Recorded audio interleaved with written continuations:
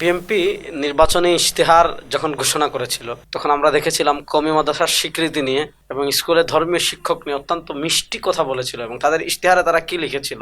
BNP তাদের ইশতেহারে লিখেছে, কওমি সনদ স্বীকৃতির পূর্ণ বাস্তবায়ন ও মাদ্রাসা শিক্ষার্থীদের উচ্চশিক্ষা গ্রহণে বাধা দূরীকরণ। কওমি সনদ স্বীকৃতির পূর্ণ বাস্তবায়ন করা হবে।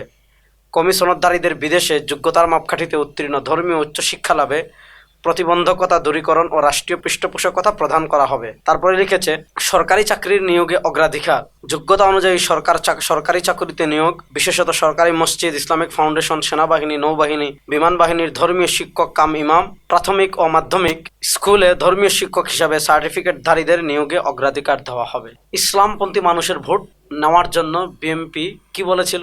কওমি সনদ পূর্ণ বাস্তবায়ন করবে। বিভিন্ন জায়গায়, বিশেষ করে প্রাথমিক বিদ্যালয়, মাধ্যমিক বিদ্যালয় এবং আরো বিভিন্ন জায়গায় ধর্মীয় পদে কওমি মাদ্রাসার আলেমদের নিয়োগ তারা দিবে। আরো মজার কথা বলি, অন্তর্বর্তীকালীন সরকার যখন সঙ্গীতের শিক্ষকের প্রজ্ঞাপন জারি করেছিল, আমাদের জায়গা থেকে আমরা সর্বোচ্চ প্রতিবাদ করেছিলাম। আপনাদের মনে আছে, আমরা ওসমানী স্মৃতি মিলনায়তনে জাতীয় মূল্যবোধ সংরক্ষণ পরিষদের ব্যানারে প্রোগ্রাম করেছিলাম। সেখানে বাংলাদেশের প্রতিনিধিত্বশীল সকল রাজনৈতিক দলের নেতৃবৃন্দ এসেছিলেন। বিএনপির পক্ষ থেকে এসেছিলেন জনাব সালাউদ্দিন আহমদ, যিনি বর্তমান স্বরাষ্ট্রমন্ত্রী। তিনি তখন কি বক্তব্য দিয়েছিলেন, একটু তার বক্তব্যটা শুনি। রাষ্ট্র পরিচালনার দায়িত্বে নিয়োজিত হতে পারি জনগণের সমর্থনে, মহান আল্লাহ রাব্বুল আলামিনের রহমতে, তাহলে আমরা প্রাথমিক পর্যায়ে ধর্ম ও নৈতিকতা বিষয়ে শিক্ষক নিয়োগের জন্য পদ সৃজন এবং নিয়োগের ব্যবস্থা নেব ইনশাআল্লাহ। তিনি বলেছিলেন যে আমরা ক্ষমতায় গেলে ধর্মীয় শিক্ষক পদ সৃষ্টি করে আমরা প্রাথমিক বিদ্যালয়ে ধর্মীয় শিক্ষক নিয়োগ দিব। ভোটের কালি এখনো মুছেনি, ক্ষমতা গ্রহণের 2 মাস অতিক্রম হয়নি, কিন্তু কি আজীব দৃশ্য আমরা দেখছি।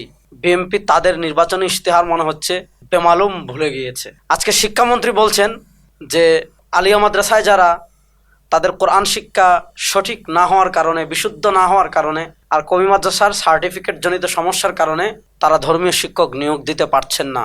শিক্ষামন্ত্রীকে উদ্দেশ্য করে আমি বলবো, আপনারা ইশতেহারে বলেছিলেন সকল বাধা দূর করে কওমি স্বীকৃতি বাস্তবায়ন করবেন। আপনারা প্রতিশ্রুতি দিয়েছিলেন ধর্মীয় শিক্ষক পদ সৃষ্টি করে ধর্মীয় শিক্ষক নিয়োগ দিবেন। এত দ্রুত আপনারা ভুলে গেলেও আমরা কিন্তু আপনাদের সেই প্রতিশ্রুতি এবং ইশতেহার ভুলে যাইনি। আপনারা যদি আগে 2001 থেকে 2006 ইসলামপন্থী মানুষের রক্তের উপর আপনারা ক্ষমতায় এসেছিলেন, কিন্তু আপনারা দেখেছি আপনারা ইসলামপন্থী মানুষের সাথে মুনাফিকি করেছিলেন, কওমি সনদের স্বীকৃতি দেননি।